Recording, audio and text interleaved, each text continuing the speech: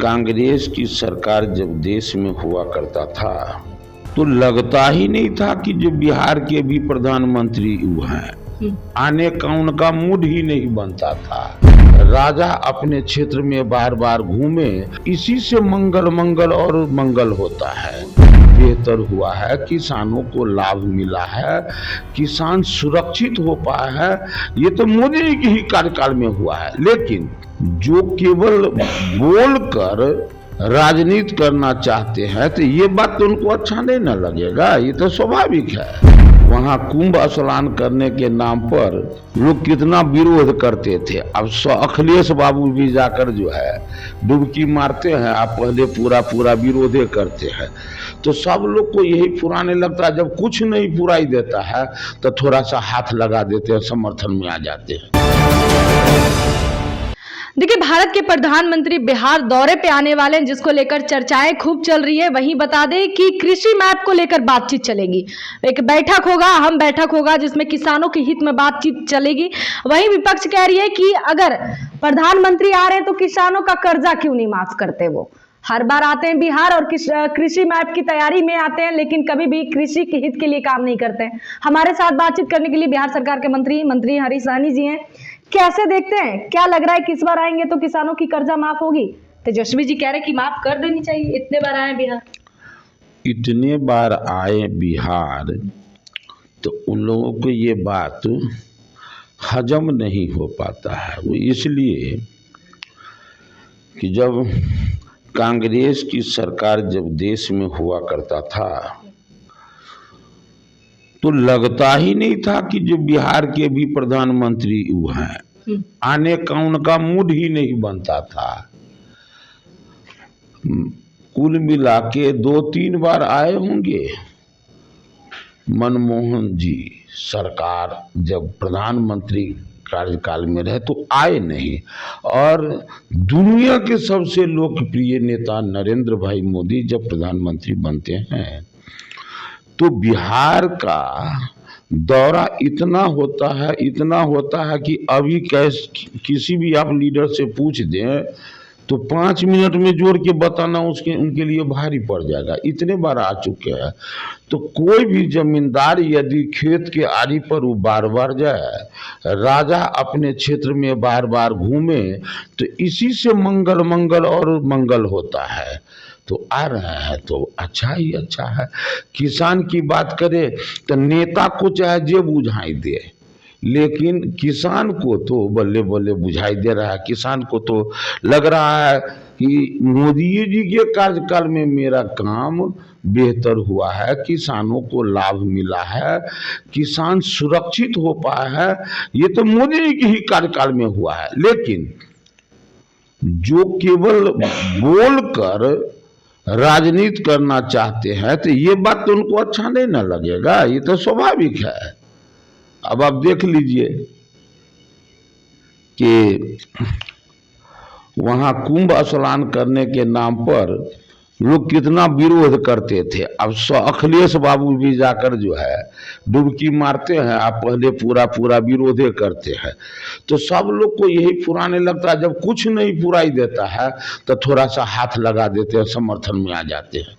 होने दीजिए, निश्चित रूप से कहीं ना कहीं जो किसान है उनके अलग अलग कर्जे हैं, तो क्या मोदी जब आएंगे तो इन सब चीजों पे डिस्कशन होगा? देखिए, वो जो आ रहे हैं तो किसान की हित की बातें होंगी, और सिर्फ बात नहीं काम होंगे। बात तो पहले हुआ करता था, बात तो एनडी गठबंधन के लोग करते हैं, हमारे मोदी जी तो काम करते हैं। जो लोग अभी पूछ रहे हैं उनसे बाद में आप पूछिएगा, उनके आने के बाद। आप तो बोल रहे थे, देखिए मोदी जी आए हैं तो ऐसा निर्णय लेकर गए हैं। रहने दीजिए, इस विषय को पिटारा में बंद करके रखिए।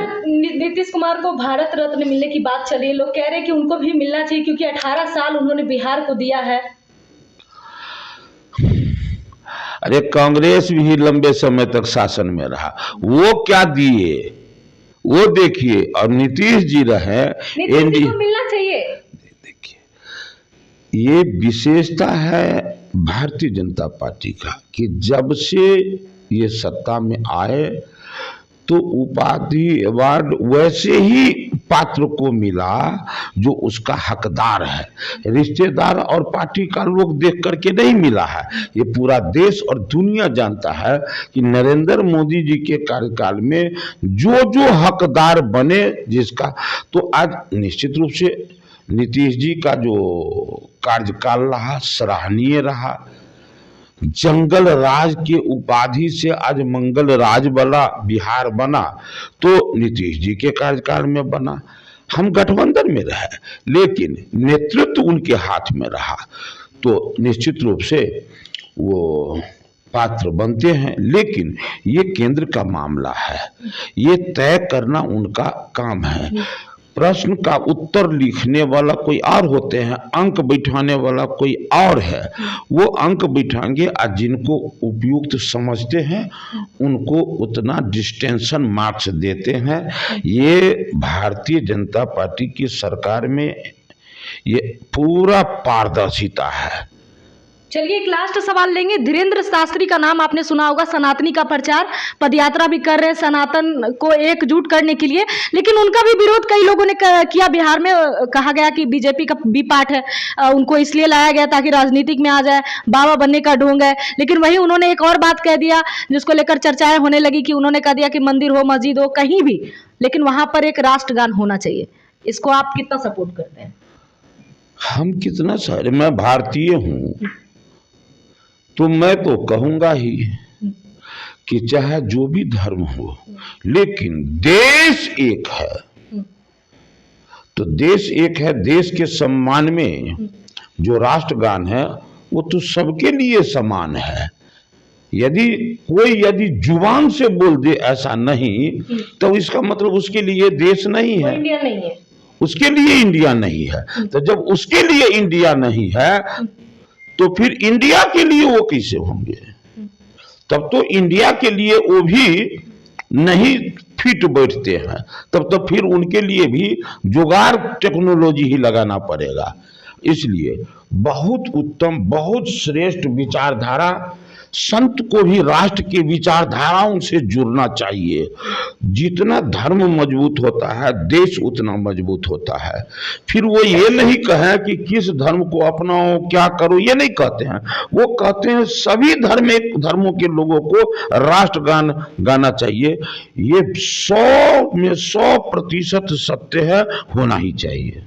चलिए ये थे हमारे साथ मंत्री हरीश सहनी जिन्होंने साफ तौर पे कहा कि राष्ट्रगान होना चाहिए। 100% इन्होंने सपोर्ट किया है। कहीं ना कहीं उनका इस बात से कुछ लोगों ने आंदोलन भी कर रहे हैं, कुछ लोग विरोध कर रहे हैं कि नहीं ये गलत है और बिहार में हिंदू और मुस्लिम को लड़वाने का काम चल रहा है। लेकिन वहीं देखिए तो सनातनी को एक करने के लिए पदयात्रा लगातार धीरेन्द्र शास्त्री कर रहे हैं और सनातनी का एकजुटता को देखकर कई लोगों ने सपोर्ट भी किया। कई भारतीय जनता पार्टी के ऐसे गण्यमान्य नेता हैं उन्होंने भी सपोर्ट किया। फिलहाल बिहार में की राजनीति तो काफी अलग ही है, लेकिन आपको क्या और आपके विचार क्या है कमेंट में जरूर बताएं। बहुत बहुत तमसो मां ज्योतिर्गमय गुरुकुल शिक्षा मंदिर संस्थान के साथ बनाए अपना भविष्य। रेगुलर और प्रोफेशनल कोर्सेज, सेकेंडरी और senior secondary courses, law, teachers training courses, pharmacy and nursing के साथ पैरामेडिकल में डायरेक्ट एडमिशन पाए। वेबसाइट विजिट करें या दिए गए नंबर पर कॉल करें। हमारा पता है गुरुकुल शिक्षा मंदिर संस्थान, कल्याण चौक, DS कॉलेज रोड, कटिहार। हमारा वीडियो अगर आपको अच्छा लगा हो तो आप हमारे वीडियो को लाइक करें, शेयर करें और हमारे चैनल को सब्सक्राइब जरूर करें।